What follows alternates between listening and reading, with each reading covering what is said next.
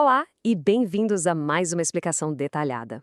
Hoje a gente vai direto ao ponto para explorar um conceito simplesmente fascinante que mistura teologia milenar com a mais profunda psicologia humana. Nossa jornada vai desvendar o que está por trás de uma das frases mais repetidas e, sinceramente, menos compreendidas de toda a história. O terceiro pedido do Pai Nosso. E olha, essa não é só uma análise teórica de um texto antigo, não. É, na verdade, um mapa incrível sobre como a nossa mente lida com desejos, frustrações e aquela busca incessante pela verdadeira felicidade.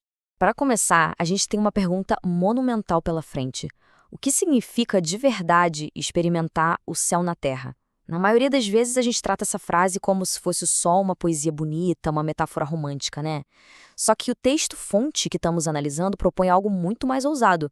Ele afirma que isso é uma possibilidade psicológica e espiritual super real, tangível e totalmente acessível para a gente. Então vamos mergulhar nisso e entender exatamente como essa mudança absurda de percepção acontece. Seção 1. O universo da alma. Logo de cara, a gente precisa fazer uma mudança radical na forma de olhar o mundo. Existe uma linha divisória fundamental aqui. Veja bem, os primeiros passos de qualquer caminhada espiritual geralmente lidam com o que está do lado de fora, seja atuando como uma testemunha passiva ou agindo através de regras morais externas. Mas o terceiro passo, que é o nosso foco, é um mergulho total no escuro. O foco sai do mundo físico e se volta inteiramente para a alma, lá no fundo, nos nossos gostos, vontades e desejos mais íntimos. E para navegar nesse mundo interno, o texto introduz um conceito-chave chamado perfeição espiritual. Mas esquece aquela ideia de ser uma pessoa impecável e sem defeitos, tá? Não é isso. Trata-se de adquirir uma capacidade de operar totalmente nova. É como desenvolver um hábito diferente na alma, que nos permite interagir com a realidade de um jeito que a gente simplesmente não conhecia. Entender isso exige, para falar a verdade, um esforço imaginativo bem forte. Para deixar isso mais claro, vamos usar uma analogia incrível feita pelo autor. Imagina só os primeiros seres humanos olhando para um pedaço de metal. No início, era só uma pedra dura e sem utilidade. Mas no momento em que eles descobriram que aquele metal, se fosse moldado, podia cortar coisas, bum! A humanidade ganha uma forma totalmente nova de interagir com o mundo físico. A tal da perfeição espiritual é exatamente a mesma coisa, só que do lado de dentro. É descobrir uma ferramenta interna que permite transformar a nossa psique de maneiras que antes pareciam impossíveis.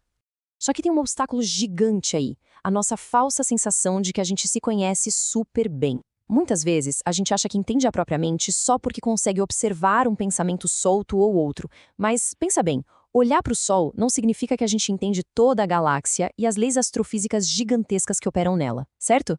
Com a gente é igual. Observar um sentimento não é compreender o incalculável universo psíquico de onde ele saiu. A nossa alma é literalmente um mundo ultracomplexo, regido por leis ocultas e profundas. Seção 2. O conflito da consciência. Mas como isso tudo se desenrola na prática, no nosso dia a dia? Aqui a gente chega numa das lutas mais universais do ser humano. Qualquer pessoa que decida seguir uma bússola moral rígida esbarra nesse fardo. Tem sacrifício envolvido, tem que abrir mão de um monte de desejos terrenos e o pior, tem aquela frustração amarga de ver quem não segue regra nenhuma prosperando horrores. O resultado desse esforço prolongado? Uma tristeza interna profunda e um baita conflito na mente. E é exatamente aí que o autor lança uma provocação cirúrgica.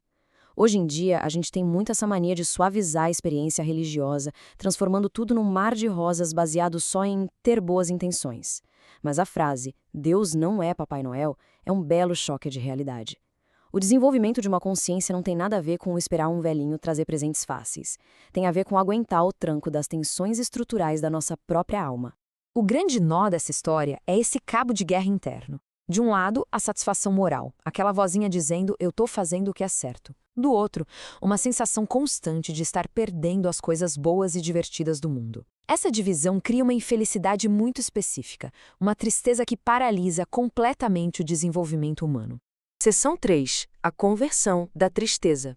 E aqui está o grande ponto de virada da nossa análise. Como resolver esse conflito sem ter que jogar a bússola moral fora? A resposta exige uma mudança brutal de perspectiva sobre o que é a dor. Preste atenção. A tristeza por não ter o mesmo sucesso ou os mesmos prazeres materiais que os outros é, na verdade, uma ilusão. O sofrimento genuíno não é a falta dessas coisas. A dor real vem da gigantesca distância entre a alma e a perfeição divina. As coisas da Terra são apenas pequenos vestígios do original. Se a gente chora por elas, é porque a gente ainda não entendeu a fonte de verdade.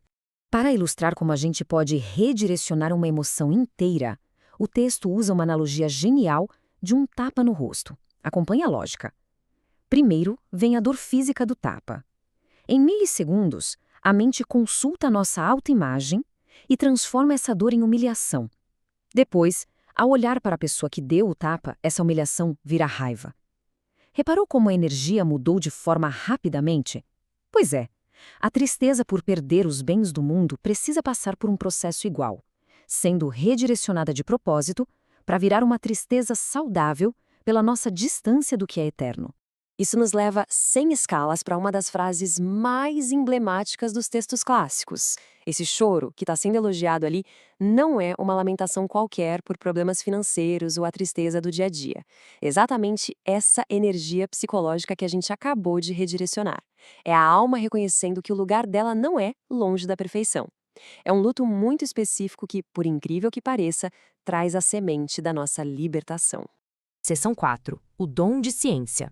Uma vez que a tristeza é redirecionada, a mente fica pronta para receber a solução definitiva, algo chamado dom de ciência. Traduzindo para a nossa psicologia, isso é uma alteração completa na forma de perceber o mundo. Os objetos comuns do dia a dia deixam de ser coisas opacas, sabe aquelas coisas que terminam nelas mesmas e só geram apego? Em vez disso, eles passam a ser enxergados como véus transparentes. A gente olha através deles e consegue contemplar a essência divina que os criou. O autor tem uma forma brilhante e supersensorial de explicar isso usando uma torta de maçã. Imagina só saborear uma torta incrivelmente gostosa. Quem desenvolveu essa nova ferramenta mental não precisa rejeitar a torta pagando de puritano, mas também não se perde na gula. O grande truque é que, no momento exato em que a pessoa sente a doçura material na boca, ela consegue captar a doçura espiritual que deu origem àquilo. É literalmente saborear a perfeição celestial contida numa coisa super ordinária. Seção 5. O céu na terra.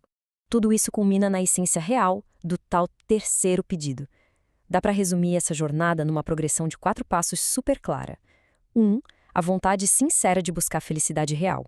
2. Pegar a tristeza mundana e converter o foco dela.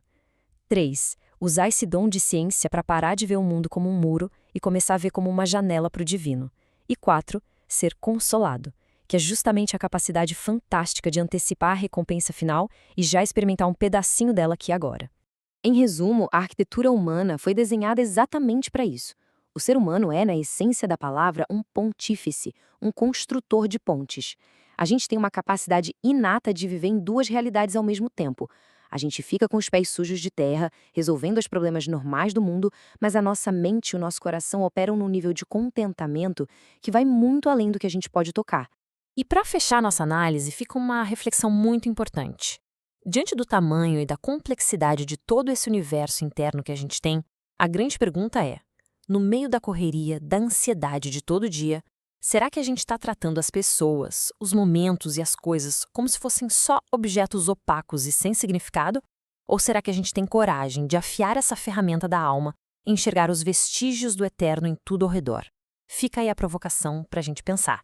Muito obrigado por acompanhar essa explicação até o fim e até a próxima!